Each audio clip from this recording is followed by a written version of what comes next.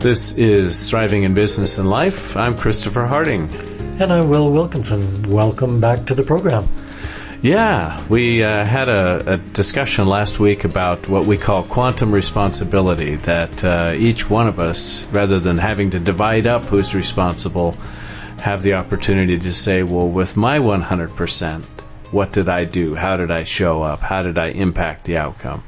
We call it quantum responsibility because the math works so differently. Right. 100% for me, 100% for you, 100% for anyone else who's involved adds up to 100%. Squared. Yeah, squared.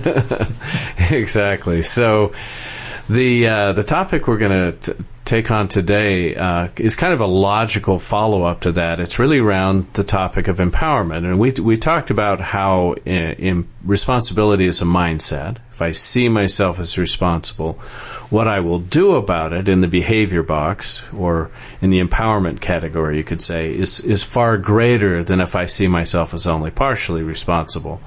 And then accountability is my willingness to own the result, succeed or fail, and really learn from what worked or what didn't work. Well, it's interesting when someone is wrestling with an empowerment issue, they feel disempowered, how habitual it is to look at the environment to make a change. Right. I need to shift something here. My boss is disempowering me, so I need to get him to change or quit and leave. Other people don't respect me. All the desire for change is aimed at the environment and external factors. We advise people to look to the mindset and being responsible, which then results in feeling more empowered. Well, and to be clear, what we're saying, and we've dealt with this in other episodes we've done previously, that we're not saying that life is always fair. Many times it's definitely not fair. And we're not saying that things don't happen that are really difficult to deal with. What we're suggesting is that if we decide to see ourselves as responsible for, our choices and how we respond to things sometimes that aren't fair or to different circumstances, it actually puts us in a more powerful place. And the quote being that no one can empower you. Empowerment is a choice. Right. And something that really helped me understand this just happened about a month ago. I was in New Mexico doing a thriving workshop with a friend, and he played a short portion of a Jeremy Rifkin video. Jeremy Rifkin's an amazing thinker. How would you describe him? He's written a bunch of 500-page books. Yeah, I'm kind of thought leader. Yeah, thought leader, futurist. Yeah. Anyway, he made this one cryptic comment that really stuck out to me. He said, "There's no empathy in heaven." That's a very provocative comment. There's no empathy in heaven. How did that land for you? What did that mean to you? Well, first of all, I was shocked because, I tend to think heaven has all the best qualities. But he followed it up. He said, well, there's no empathy in heaven because there's no suffering in heaven. If there's no suffering, you don't need any empathy. And he was speaking metaphorically, I believe. But the point of this that really impacted me relative to our theme today is he said, there's no empathy in heaven because there's no suffering. Here, where we live, there is suffering. Right. And so somehow accepting that, I felt something settle in myself. A lot of us try and kind of create heaven on earth in the sense that we believe that it's possible to create an experience of no suffering, no conflict. And I think our experience proves out that that's just not true. Well, we're all going to encounter things. Yeah, as you say that, and when we look at empowerment, from a standpoint of us personally, if we understand that things can get rough and things might be unfair and so on, and we accept that as kind of some of the limitations, you could say, that we're of the field we're playing in. Right, it's just part of the terrain. Right. Then what I start to say is, well, given that as a current condition, how do I choose to respond? Yeah, and see, that is a very, very different mindset from this shouldn't be happening. Life should be fair. There's something wrong with me or something wrong with other people because these challenges keep showing up. Right. That's a very different mindset. As you were just describing, we go, well, this is part of what it means to be a human being on planet Earth. Now, how do I develop my skills to handle this? So a lot of the coaching I've done in in business and corporate environments, I've had a lot of clients who are women executives, and they are dealing with a lot of times some very unfair landscape. How they're being seen, how they're being treated, and so on is often patronizing, or there's unconscious bias and at this play. is provable. It's the way it is. Oh yeah, I mean it's just part of the experience. So it's really an interesting process to see anyone, and I was talking about women in particular, go through this process of coming to terms with, in a real, not an intellectual way, but a really deep, visceral way, oh, this is the way it is right now. Right. Now, what do I want to choose to do about it? And how I then navigate the terrain based on recognizing what the terrain actually is very different than how I'll navigate the terrain if I keep expecting it to be different. Yeah, and one simple way to language this is a difference between the frame, the mental mindset of this is what I have to do versus this is what I want to do. What I have to do is deal with the glass ceiling, inequities, prejudice, etc. I have to deal with that, can become I want to take on these challenges. This is the way it is. I'm here to thrive in the midst of those circumstances. Right, and then, flipping it the other way we're talking about gender here, men and women, as a man, then part of my role is to say, what is it that I want to do to create as level a playing field as I can, to create as much fairness and equity as possible, because I want to create that because I know what the result is. One, there's the humanistic aspect. I want to create fairness.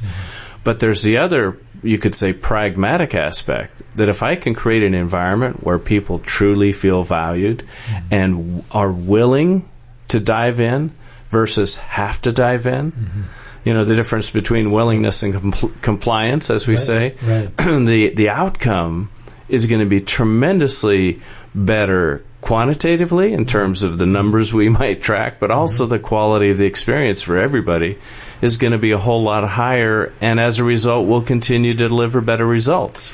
Well, it's quite possible that someone listening to what you just said might agree and go, wow, how do I do that? How do I, as a leader, create a thriving environment like that? It's a good question, and we go into a lot of detail on that in our book, in the course. But I was just thinking that it's actually as simple as making the decision to do it and then seeing what shows up. Because I might hear this. I'm imagining now I'm a listener who's driving to work, listening to the podcast. They're hearing what we're saying right now. Well, I park my car, or I get off the train, I get into the office, and with this mindset, suddenly I notice, say, a woman that I've walked by every morning for 3 years. I don't even know her name. And so this morning I stop and I say, good morning, how are you? That's the beginning. Right? Right. It's as simple as little steps like that. Well, like you said, I mean, so if we broke it down into some little steps, it'd be starting to pay attention. Right. Noticing my own behaviors, noticing the stories and maybe the unconscious bias in my own head, regardless of which side of this equation I'm on. And then saying, well, where's that mindset going to lead me? And what will I do or not do with that mindset? And as you said, okay, I've made a decision. I want to start to be more inclusive, create a more equitable, level playing field because I know it will bring out the best in me and others. Yeah. Now I start to notice and pay attention and evaluate how am I showing up. Right. Which we call situational awareness. Right, right. And one of the best support mechanisms for situational awareness is to let a couple of other people know what we're doing so they can help us watch ourselves. Right. And if they're up for it, we can do the same for them. Well, I was at a brain science workshop a couple of weekends ago, and the presenter put this in an interesting frame. He said, it's the shift from present-past orientation to present-future orientation. Yeah, yeah. And he asked the question, what do you want to take with you into the future? Right. It's very interesting. He said, well, what emotions do you want to take with you into the future? For instance, he said, do you really want to take betrayal into the future with you? Let's say you're feeling betrayal. I'm bringing this up right now because a lot of the time we're so preoccupied. Our mind is going around, our feelings are embroiled in the past. What happened before, that we're not even aware of what's happening right now, let alone choosing what we want to create into the future. You know, as you're saying that, I'm being reminded, when you and I first sat down to write the book, Thriving in Business and Life, we were actually going down a slightly different track. And Right. we were working with something we call the solution formula. Yeah. And kind of the slogan of the solution formula was, what do you want to create today? Mm-hmm. And it's that present future orientation. Yeah. Okay, a lot of stuff happened. Yeah. Now, what do I want to do with it, and where do I want to go? Yeah, and I mean, it's honest to acknowledge that in our modern era, there's a lot of influence on us to be consumers rather than creators. For Right, instance, right. media is a consumptive environment. We're dished out programming that we consume as spectators. And any of us who are creative by nature, look at the kinds of programs we enjoy. They're the ones where we have to kind of figure out what's going on. In other words, we get creative with the content we're being given. Whereas there's a whole range of, what I call propaganda of one kind or another, where you don't have to do anything. You're just spoon-fed to reinforce the spectator identity. A consumer who buys stuff is not being particularly creative. As you're saying that, I'm thinking on the quote that we quoted several places in our book, online course, and so on, by Milton Erickson, the father of hypnotherapy. Mm-hmm. And his statement was, that most of us are walking around in a trance of disempowerment. Yeah, most of the time. Yeah, in other words, we have come to allow ourselves, you could say, to be entranced with the belief that we're not powerful. Yeah. So you take this whole idea of willingness or wanting to. What do I want to create today? Mm-hmm. And looking out of what's the ripple effect going to be of what I want to create today. Well, and we can take that on any level. It's scalable from the smallest thing to the biggest thing. I've just had this realization lately, because I've had a number of mindset shifts, that there's been an element of carelessness in my behavior that I was unconscious of. And because for whatever reason I seem to have slowed down and expanded my situational awareness, I'm noticing all kinds of little behavioral habits. Like, for instance, I'll take something out of the fridge, and like a jar of something, and I use it and I put it back. I don't put the lid on tight enough. Now, that may seem like a very ridiculous little thing, but it's a habit, and sometimes things spill. So now I'm putting on the lid tighter. And when I set something on the counter, I put it in the right spot. I don't put something dirty on the tablecloth where it could make a stain. And this whole world of awareness has opened up, which, by the way, my wife is going to appreciate a great deal when she returns from her trip. But that's the simplest experience I can think of as expanding the ability or the desire to create. I realized that before I wasn't really conscious of what I was doing because I was preoccupied with something else.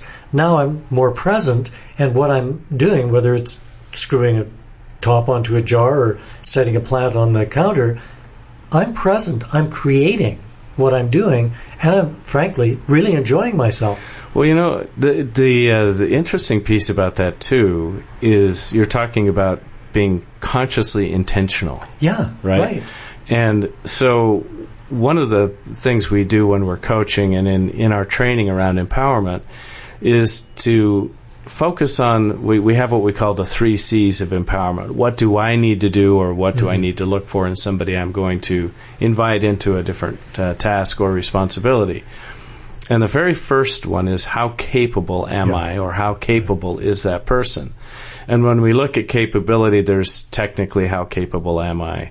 What are my interpersonal skills like? But what you're talking about is what are my cognitive skills? And this is where intention lives, right? Right. Is that, am I, cognitive of what I'm doing? Am I present? Am I intentional? Am I following the ripple effect out? And if we can just develop that skill better, to really ask myself, what am I doing? Where's this going to lead? Who's going to be impacted? Yeah, exactly. I mean, the other day I met someone who we've been emailing and phoning, and we hadn't met in person, and we finally did, and this person lives out of town. Well, she took the only 20 minutes we had before an event started to rehearse some traumatic experience from her recent past to me in agonizing detail. And I was standing there listening to all this, and I was thinking, this person is unconscious of what they really would like to share with me, because she's now left town and we don't have another chance to speak. She filled the 20 minutes with this recollection that really had no bearing on anything. It's just something she had brought into the present from her past. So she wasn't doing what we're talking about, which is to just assess the situation, become aware, become present, and choose what would be the best use of our time. As you're saying that, and I'm imagining this because I wasn't there and I don't know this person, is that is a perfect description of what happens when we get caught in trauma loops. Yeah, that's what it was for her. And I had a lot of empathy for her, because clearly there was a lot of suffering there. Well, and I think, again, we're all going to go through different traumas, some more severe than others. And the question is, have I surrounded myself with people that I've given permission, and I want to say overt permission, not implied permission, to be able to go, hey, whoa, wait a minute, what's going on? Are you okay? Yeah, and I didn't have that permission because we had just met. And I thought about intervening with something, and I thought, no, that would be unkind. So I made the choice just to listen and, give her some love as a listener. Well, and you think about, so we're talking about empowerment. So in that moment, you made a conscious decision to listen rather than go beyond the bounds of your permission. Right. Which I was likely, helpful. I mean, trauma is so interesting. We will keep retelling the story until we reach some point of breakthrough or resolution. Well, also, it suggests a response from, the listener. Like in this case, I'm sure this person and I will meet again. If it begins to loop again, I think I would feel a little more permission to gently intervene and direct a little bit.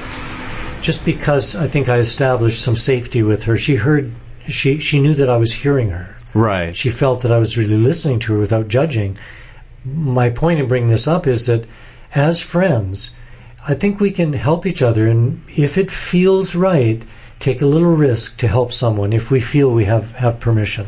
Yeah, well, and as we said, I mean, we're talking about empowerment. So when we get caught in situations like this, and again, you deal with it as a coach, I do as well, where I'm talking to somebody who's seen the same pattern of behavior in different job roles show up. Now, one consistent factor is, like we said, the landscape is that there's this built-in prejudice and unfairness into the social structure. Right. And that it should not be like that. Yeah, it's systemic, bias. Now, given that, if I'm recognizing that and I'm going to go back to choice, it's how do I want to deal with that? And what we're saying is the more like you said, I make an assessment. Okay, this is what I see. There's another consistent factor in all those situations, and that is me. Right. I'm the one doing the looking. I'm the one doing the looking and the reacting or responding. And so then it's like, wow, okay, I may not be able to change the systemic bias that's there, but what can I do within that environment to make possibly different choices to either help me navigate it better and or build a better support system to deal with it. The whole idea of empowerment is that we increase the amount of choices we have. Yeah. And we build the support network around us to help us be cognizant of the choices and their ripple effect. And one of the important parts of this first C of empowerment capability is acknowledging our limitations. It was Clint Eastwood, I think, in one of the Dirty Harry movies. Who said a man's got to know his limitations. Right. And it's tough for some of us to admit we have any, but we all do. Well, yeah, so if you're looking at how capable am I technically, how well have I developed my cognitive awareness, and how capable am I, cognitively? How capable are my interpersonal skills? So there's three areas I can look at. The next one we look at is clarity. Right. It's like if I'm somebody, inviting somebody to take on a responsibility, how clear am I as to what their role is, how extensive their authority is or isn't, what I expect from them, what success looks like, how available am I to help. Yeah, I mean it's really quite amazing how often we'll encounter, I know you do and I do, a situation where someone has had something blow up. Right. They're working with somebody and suddenly it just explodes, not in a good way. And then you start asking questions and invariably find out that there was a real utter lack of clarity at the beginning. They did not define the job descriptions, the expectation, often even the payment. Right. The timeline, ownership issues. And the person kind of wakes up and goes, whoa, we probably should have talked about all that stuff before we got going. Well, so it seems exactly. that clarity is obscured by kind of this enthusiasm to rush into some kind of enterprise because we're creative, we want to create. I think what we're saying is it's probably wise to put the brakes on for a moment and just pause to get very clear about everything that's going on. Are we interested in creating the same outcome and going about it in a way that's similar enough to where it's going to succeed? A lot of what I used to do in the creative realm, in addition to part of producing, let's put it that way, whether it be music or film or whatever, was reaching agreements, navigating, negotiating agreements with all the different aspects of talent and people involved. And there were a lot of times people were like, well, we don't need a contract. I'd be like, whoa, hold on a second. Yeah, right. The main we're purpose... good friends, we don't need a contract. Yeah, the purpose of a contract, in my mind, is that it's a clarity-creating process. Right, for both sides. Yeah, where we get a chance to really identify what we want, what our agenda is, what we hope to get, what's not acceptable. Yeah. So that clarity piece is huge. And if I'm the person who's being invited to step into something, very often the person inviting me, if it's somebody up the line for me in an organization, for example, may not have thought through all of the clarity aspects. So for me to ask myself the question, am I willing to gain clarity in this moment? Yeah. Or if I'm not, to at least own the fact that I'm taking the risk to not get clear. Well, I just went through this specifically a few weeks ago where a gentleman that I've collaborated with for 8 years died. He had an illness and finally he succumbed to this. And he and I had a verbal agreement that I could use some of his technology in my work. Well, I realized that this was known to him and me, but possibly not anyone else. Right. So I contacted the executive director of the organization, who is a friend of mine, and I spelled out, our verbal agreement, which involved no money at all. It was just a friendly exchange. As I was doing it, I felt that it would be fair of me to volunteer some payment should my use of his technology actually begin to generate significant funds, which seems unlikely. But I just felt that this would be fair to do that. So I kind of tacked this on at the end of my email and sent it in, seeking clarity, right? Right. Well, I got an email back suggesting a much higher percentage than what I had suggested as their normal collaborating rate, and realized that they were seeing me in a very different light than I was seeing myself because of my relationship with the founder of the technology. So that sparked a negotiation which ended very well, a good agreement. Now we have clarity with a signed contract. Right. But it was very interesting to go through that process to find clarity. That's what a great example. Yeah, that defines it perfectly. So, if we look at capability, we look at creating clarity, then the next piece is really to touch base on commitment. Right. What does commitment mean? Again, we're going back to it's a bit of clarity, but to really say, what's your limit?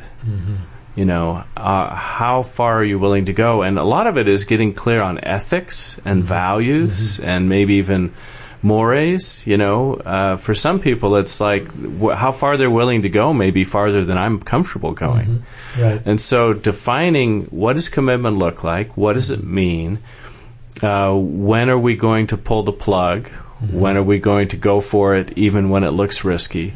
Identifying all of the pieces around commitment so that you really know, am I personally committed to go for this? Or as I really begin to say, am I willing to own accountability, right? The outcome here. It's interesting as we're talking about empowerment, and of course power is embedded in that word.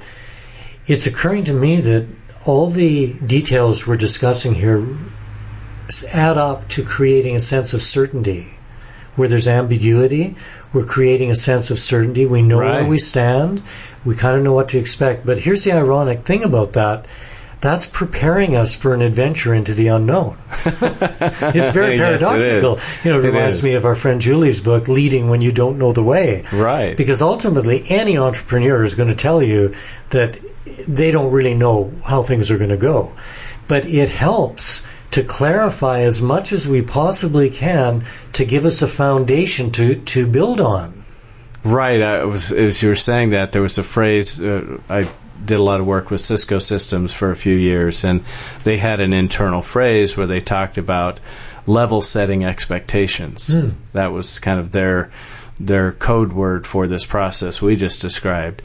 And so, can we level set our expectations, create that clarity, make sure we've got the proper capability in place, and that our commitment is aligned, right, with each other as we charge forward into the unknown. That's I think in and of itself an interesting assessment, just for us to acknowledge that we don't really know what's going to happen next. We don't, and I mean it is a balancing act between the known and the unknown. I remember years ago I started going to some Tony Robbins workshops, the giant motivator. Probably most of our listeners have at least heard of him.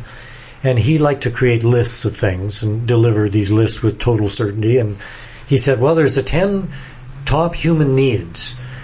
Number 1, certainty. Number 2, uncertainty. I can't remember any of the others. But he talked about the balance between the known and the unknown. And I think that's a really valid point, that we need to flush out those things that we need to develop a real solid foundation for what we're doing, and then enjoy exploring and discovering what we don't know. Well, it kind of almost goes to Maslow's hierarchy of needs, right? That if we've created enough certainty to where we have a sense of security and have our basic needs met, our ducks in a row, and so on, we can move on to the adventure of what he referred to as self-actualization. But it could be the actualization of a dream, a goal, a vision. We're far better to do that when we've created that certainty around us, at least to the degree that we can.